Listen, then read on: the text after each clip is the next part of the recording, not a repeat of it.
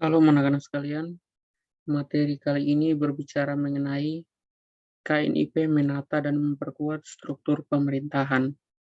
Jadi setelah PPKI dibubarkan, setelah mengadakan sidang tanggal 22 Agustus atau sidang ketiga, ketika sudah dibubarkan maka tugas sepenuhnya diambil alih oleh Komite Nasional Indonesia Pusat atau KNIP.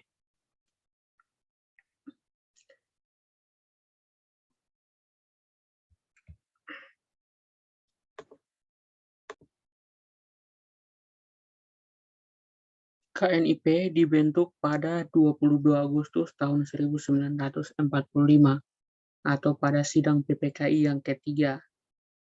Kemudian kepengurusan KNIP dilantik pada 29 Agustus tahun 1945 dengan ketuanya yaitu Kasman Singodimejo dan juga dibantu oleh 3 orang wakil ketua. Wakil ketua 1 Sutardio Kartohadikusumo, kemudian wakil ketua 2 Yohanes Latuharhari, wakil ketua 3 Adam Malik, dan jumlah anggota ada 137 orang. Tugasnya apa? Tugasnya sebagai badan pembantu presiden bagi KNIP. Kalau bagi KNID atau Komite Nasional Indonesia Daerah, tentunya membantu gubernur bahkan bupati. Jadi tingkatannya lebih rendah. Baik, setelah dilantik, maka KNIP melakukan sidang. Nah, sidang tanggal 29 Agustus belum menghasilkan keputusan yang signifikan. Mengapa demikian? Hal ini dipicu 3 hal. Yang pertama, minimnya pengalaman dalam menyelesaikan legislasi. Kemudian yang kedua, terjadinya dualisme dalam bidang eksekutif. Dan yang ketiga, adanya tekanan politik dari kelompok Syahrir.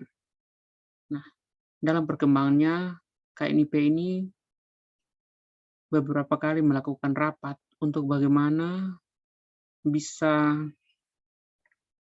membentuk dan memperkuat struktur pemerintahan yang ada. Nah,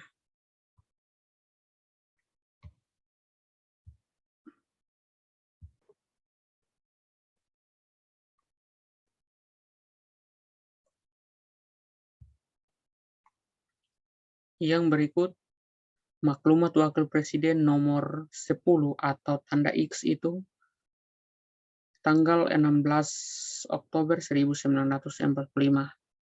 Jadi rapat tanggal 16 sampai 17 Oktober 1945 dilakukan perubahan tugas KNIP yang kemudian direspon dengan dikeluarkannya maklumat Wakil Presiden nomor X atau 10 tanggal 16 Oktober 1945. Nah, jadi dalam maklumat ini terjadi perubahan tugas KNIP dari yang semula membantu Presiden menjalankan roda pemerintahan diganti atau diberi kekuasaan legislatif. Maka maklumat Wakil Presiden itu berbunyi yang pertama, sebelum DPR atau MPR terbentuk, maka KNIP itu diserahi kekuasaan legislatif untuk membuat undang-undang dan menetapkan garis besar haluan negara atau GBHN. Kemudian yang kedua, dalam menjalankan tugas sehari-hari, KNIP dijalankan oleh Badan Pekerja atau BPKNIP yang diketuai oleh Sultan Syahir. Kemudian yang ketiga, Komite Nasional disusun dari pusat, yaitu KNIP, sampai ke tingkat daerah atau KNID.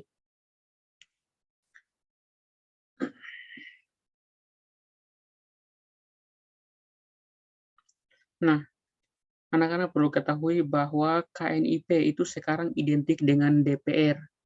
Jadi, tanggal 29 Agustus 1945 dijadikan sebagai hari lahirnya DPR.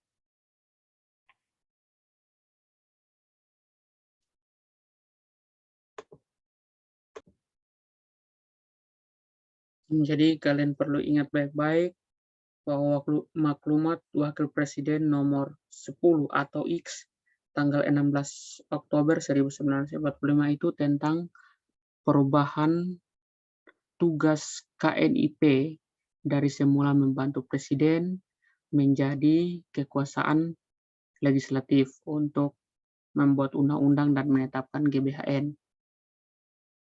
Yang berikut adalah maklumat pemerintah tanggal 3 November 1945. Isinya apa? Mendorong pembentukan partai politik. Apa yang menyebabkan hal ini perlu dilaksanakan?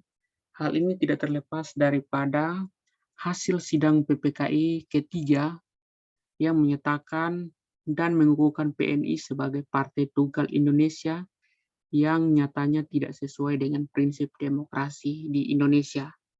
Maka maklumat ini dikeluarkan untuk bagaimana membentuk partai politik di Indonesia. Untuk apa? Untuk persiapan pemilu tahun 1946. Jadi, ketika maklumat wakil presiden ini dikeluarkan atau maklumat pemerintah 3 November ini dikeluarkan, maka ini direspon dengan didirikannya beberapa partai politik di Indonesia, seperti yang gambar di bawah ini. Ada Masyumi, PKI, PBI, atau Partai Buruh Indonesia, ada Partai Rakyat Jelata, ada Parkindo atau Partai Kristen Indonesia, ada PSI atau Partai Sosialis Indonesia, ada PRS atau Partai Rakyat Sosialis, kemudian ada PKRI atau Partai Katolik Republik Indonesia, ada PERMAI atau Persatuan Rakyat Marhaen Indonesia, dan juga yang terakhir adalah PNI, Partai Nasional Indonesia. Jadi ada 10 partai politik yang dibentuk sebagai respon atas maklumat ini. Yang berikut adalah maklumat pemerintah tanggal 14 November 1945. Nah, isi dari maklumat ini adalah perubahan sistem pemerintahan dari presidensial menjadi parlementer.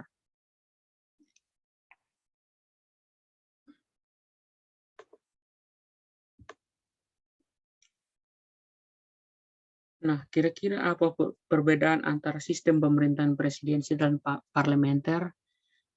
Jadi perbedaannya terletak pada kepala negara dan kepala pemerintahan. Kalau presidensial itu adalah sistem pemerintahan di mana presiden itu merangkap sebagai kepala negara dan kepala pemerintahan.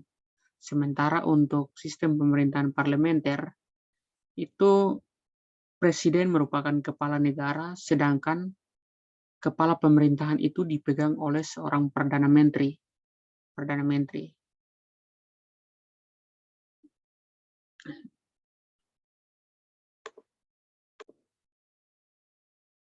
Jadi bisa diingat baik-baik, kalau sistem presidensial berarti presiden sebagai kepala negara dan kepala pemerintahan. Sementara untuk parlementer, presiden itu sebagai kepala negara, tetapi kepala pemerintahan itu dipegang oleh Perdana Menteri. Berikut, presiden bertanggung jawab kepada parlemen, dan KNIP berfungsi sebagai badan legislatif atau pembuat undang-undang yang tadi Pak sudah sebutkan cikal bakal DPR itu. Nah, akibat adanya perubahan sistem presidensial ke parlementer melalui maklumat pemerintah 14 November 1945, maka yang menjadi Perdana Menteri pertama adalah Sultan Syahir. Jadi kalau ada soal berbunyi siapa Perdana Menteri pertama Indonesia, maka jawabannya adalah Sultan Syahir. Dan sistem pemerintahan sejak 14 November 1945 berubah dari presidensial ke parlementer.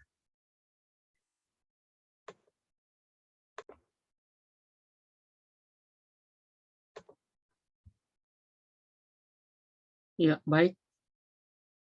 Sekian materi mengenai KNIP dalam menata dan memperkuat struktur pemerintahan. Semoga anak-anak bisa memahaminya. Terima kasih.